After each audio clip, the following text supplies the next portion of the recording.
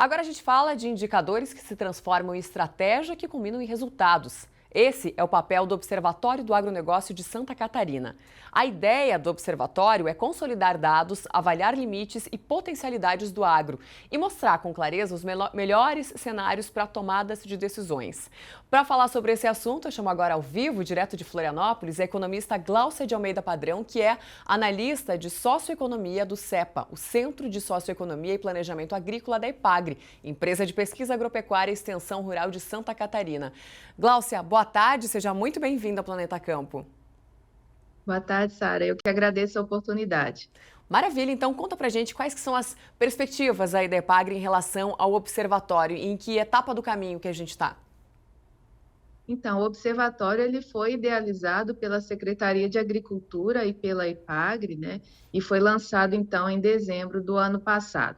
A nossa expectativa é que essa seja uma ferramenta de uso contínuo e diário dos tomadores de decisão.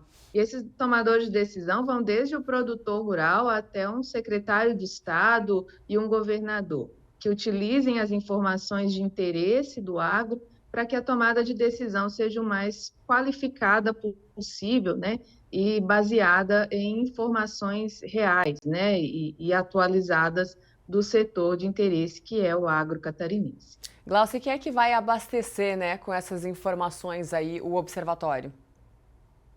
O observatório ele tratou de parcerias, né, nos 2 últimos anos, que trazem informações atualizadas, desde informações diárias, como é o caso do preço, que são informações geradas pela própria IPAGRE, e trazem informações mensais de outros parceiros, como a SIDASC, que traz o volume de abate, por exemplo, a movimentação do gado no estado, traz informações mensais de crédito, enfim, a depender da disponibilidade do dado, ele estará no observatório o mais atualizado possível. Legal, para organizar ainda mais, né, essa cadeia, porque a gente sabe que o agronegócio catarinense ele acaba sendo um bom exemplo de organização para o país, especialmente quando a gente fala, né, da questão do status sanitário, sendo uma área livre de febre aftosa e peste suína clássica sem vacinação, se eu não me engano, foi estado pioneiro nisso, né? Então essa é uma condição única, né, no Brasil e que vem assegurando aí a conquista de mercados internacionais. O quanto que o observatório ainda pode contribuir com isso? Ele está em linha com esse trabalho que já vem sendo feito em Santa Catarina e que serve de exemplo? Sim, como é um produto idealizado pela Secretaria e pela IPAGRE, nós temos sim interesse em monitorar e avaliar os mercados agrícolas, né?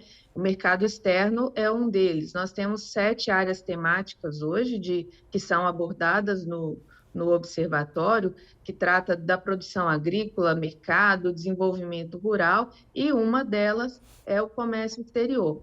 Então, o observatório ele contribui à medida em que ele disponibiliza informações de, por exemplo, para onde vai a nossa carne, né? Quais mercados ela atinge, que período do ano são comercializados esses produtos, né? E quais são os parceiros comerciais.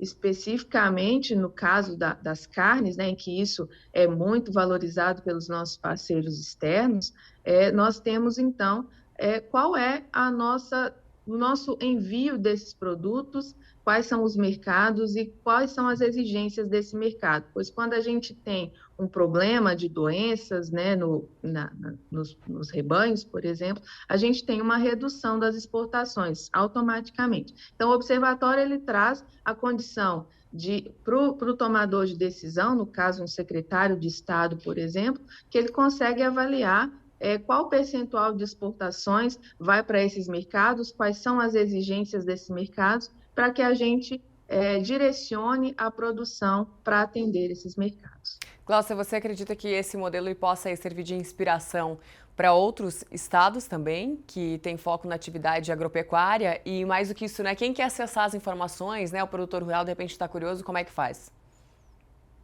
Hoje, em nível de unidade da federação, não existe um outro observatório do agro como o que nós temos aqui em Santa Catarina.